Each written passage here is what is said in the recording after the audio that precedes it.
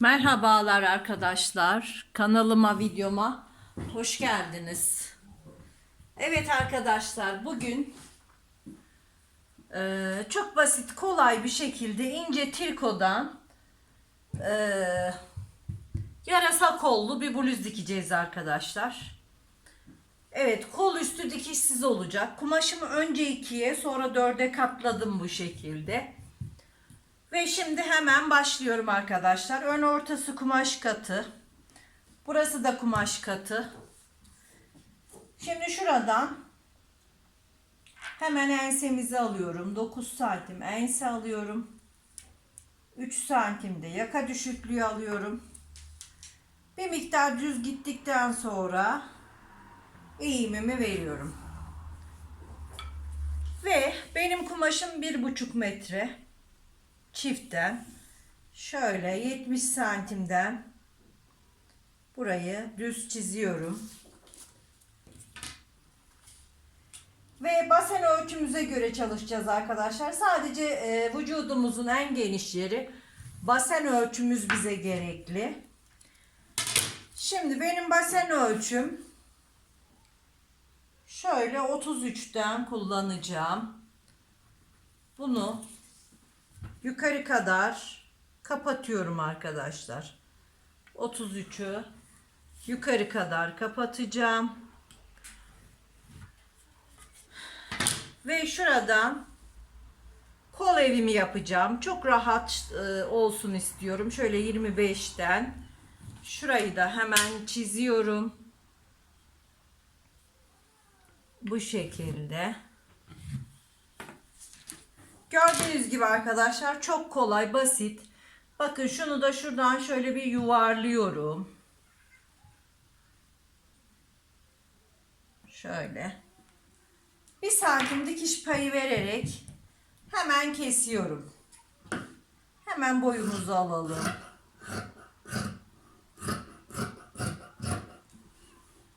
Şuradan 1 santim dikiş payı vererek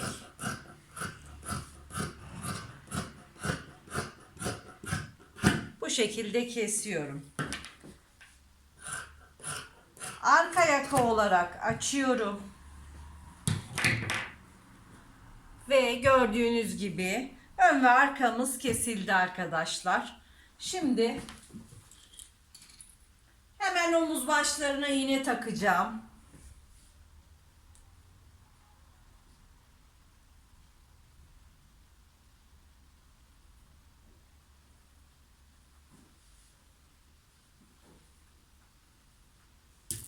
Hemen gördüğünüz gibi burayı çiziyorum önce.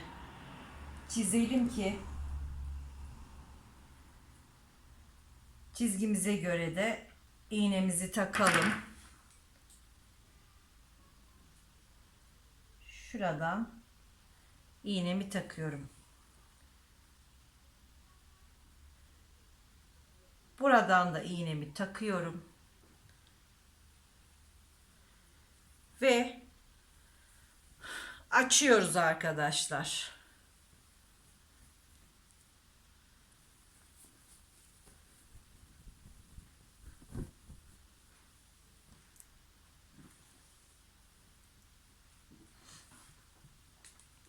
Buralar omuz başlarımız. Şimdi şu şekilde ön yakamı oymak için açıyorum. Şimdi şöyle iğneleri üst üste getirerek bir iğne daha takıyorum. Kolaylık olsun diye.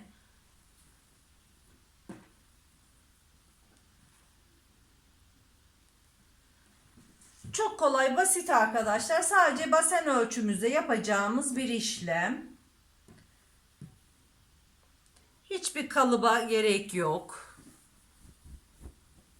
Triko kumaş olduğu için tutuyor arkadaşlar. Şöyle hemen katlıyorum. Şimdi bunu siz hangi yaka yapmak istiyorsunuz o yaka şeklinde kesebilirsiniz arkadaşlar. Patlı yapabilirsiniz, V yaka yapabilirsiniz. Ben çok basit bir şekilde şöyle biraz daha oyacağım yakamı. 6 santim daha iniyorum.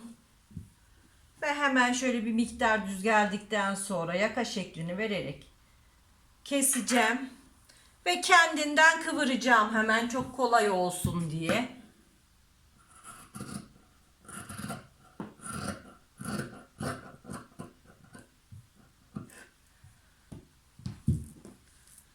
Evet arkadaşlar, yakamızı oyduk.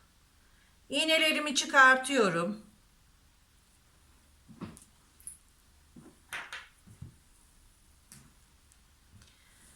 Ve bluzumu ters çeviriyorum.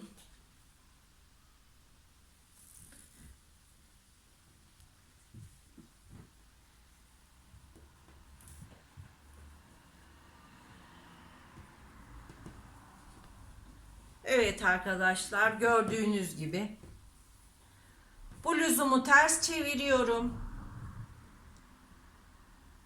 Ve bluzumun yanlarını dikiyorum arkadaşlar. Bluzumun yanlarını dikip geldikten sonra bluzumun koluna ilave manşet dikeceğim arkadaşlar. Şimdi ben bluzumun yanlarını dikip geliyorum.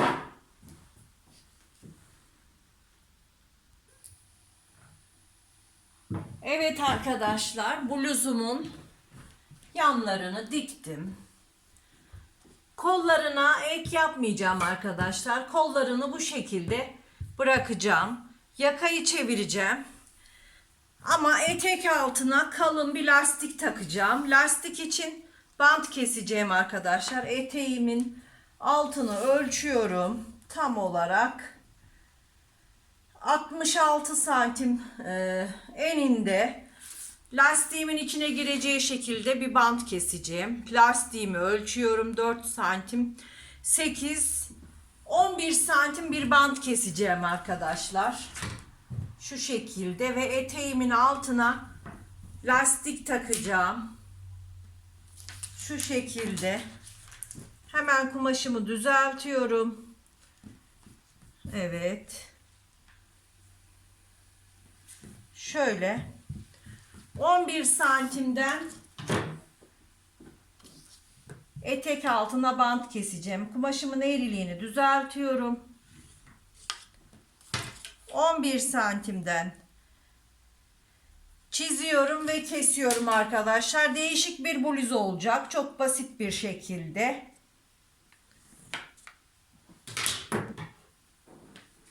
Şöyle bir bant keseceğim. Evet, bandımızı kestik. Bunu ikiye katlayacağım. Şu şekilde lastiğimi de içine alarak bu etek ucuna geçireceğim arkadaşlar. Şimdi ben etek ucunun bandını hazırlıyorum. Sizinle birlikte lastiğimizi geçireceğiz arkadaşlar.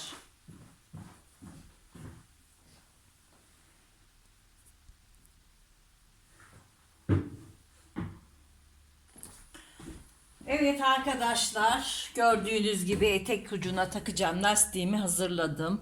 Bu videoya başlarken hiç böyle bir model yoktu aklımda, farklı bir modeldi.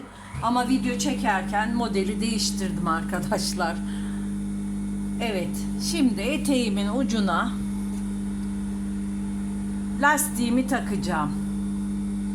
Yan dikişime lastiğimin yan dikişini getireceğim. Lastiğimin tek kenarında dikiş var, tek kenarında yok arkadaşlar. Evet, o da hiç belli değil zaten varla yok arasında. Şimdi bunu overlock'ta buraya takacağım. Evet, gördüğünüz gibi ölçüleri aynı olduğu için aynı şekilde tutarak triko bluzumun eteğine lastiğimi takıyorum.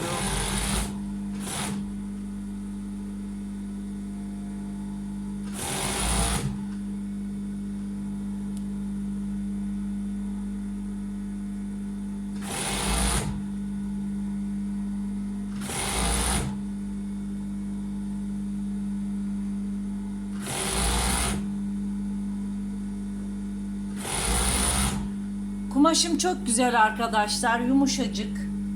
Çok severek giyeceğim ben bu bluzu. Çünkü kumaşı çok hoş.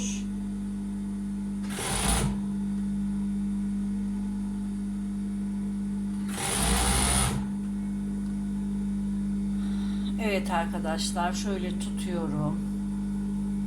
Bakıyorum ve lastiğimizi dikiyoruz.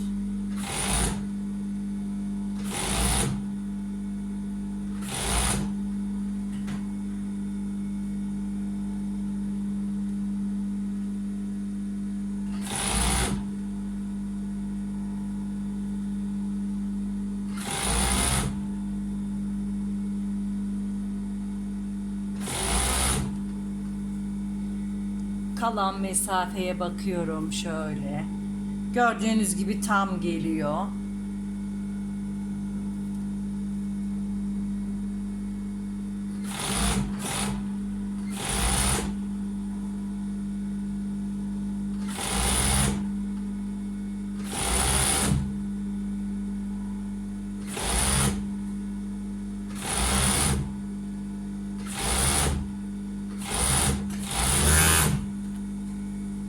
Evet arkadaşlar, bakın overlock iplerim 4 iplik. 3 tanesinde siyah takılı, ön ip, iğneye gelen ip de yeşil takılı ve şöyle bakıldığında ipimiz yeşil gözüküyor arkadaşlar. Evet, bluzumun lastiğini taktım. Çok güzel, şık oldu gördüğünüz gibi. Şimdi ben bunun yakasına yaka da takabilirim biyeden. Reçmede de çevirebilirim ama ben biraz şık olsun istiyorum. Siz bunu şöyle katlayarak dikebilirsiniz. Ben biraz havalı ve şık olsun istiyorum çünkü kumaşım çok şık. Yaka çevresini ölçüp biye kesip biye takacağım arkadaşlar. Daha önceki videolarımda çok kullandığım bir yöntem. Bilmeyen arkadaşlarım diğer videolarımdan izleyebilirler. Şimdi ben bluzumun yakasını takıyorum ve bitmiş haliyle paylaşıyorum sizlerle arkadaşlar.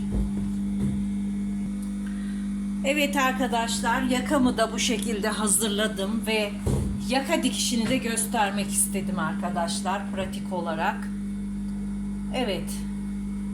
Şimdi yakamın dikişini tutuyorum. Şöyle omuz başından arka tarafa doğru şöyle tutuyorum arkadaşlar. Bunu şuradan tutalım ki dikimimiz denk gelsin. Evet. Burası omuz dikişi. Şöyle 1 santim kaydırarak yakamı tutuyorum ve iğnemizi çıkartıyoruz. Yakamı dikmeye başlıyorum.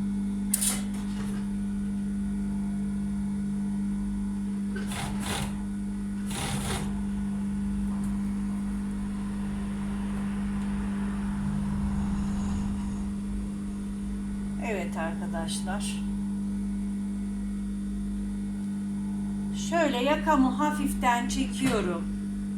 Bedenimi hafiften büzdürüyorum. Yani topluyorum, büzdürüyorum derken. Şöyle tutuyorum. Ki bu yaka çevresine göre 3-4 santim küçük kesiyoruz. Ve bunun yedirmesini gayet güzel yapmamız gerekiyor. Yakamızın düzgün durması için. Şimdi burayı bu yakaya takıyoruz arkadaşlar. Evet. Yedirerek, büzgü pile yapmadan, yakamız güzel dursun diye. Tabii siz bunu iğneleyerek, terleyerek yapabilirsiniz. Ben şu şekilde el alışkanlığından dolayı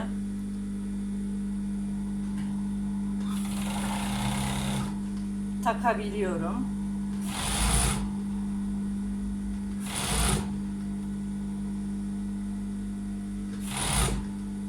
Tabii bazen benimkinin de denk gelmediği olabiliyor. Ölçerek, hesaplayarak yapmak gerekiyor. Şu anda çok güzel denk geldi. Şurayı yeniden dikeceğim. Bedeninde hafif bir uçtan dikme olmuş. Evet arkadaşlar, yakamızı güzel bir şekilde diktik. Şimdi şöyle bakıyoruz. Yakamız çok güzel oldu. Şöyle. Ütüde yuvarlaklığını vereceğim arkadaşlar.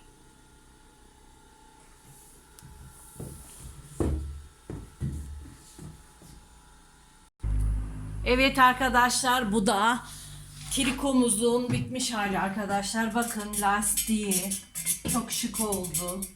Yarasa kolu ve yakası harika oldu arkadaşlar. Siz isterseniz kolucuna da ekleme yapıp uzatabilirsiniz ama ben böyle duruşunu çok sevdim. O yüzden yapmadım arkadaşlar. Bakın etek ucuna taktığım lastiğimiz çok şık oldu. Gördüğünüz gibi ben çok beğendim. Umarım siz de beğenir ve kendinize dikersiniz arkadaşlar. Evet bakın. Yaka detayımız. Kolumuz. Bu şekilde.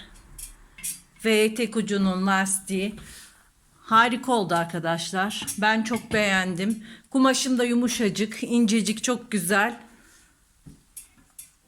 Evet arkadaşlar, videomu beğendiyseniz beğenmeyi, yorum yapmayı unutmayın arkadaşlar. Hoşça kalın ve sağlıkla kalın.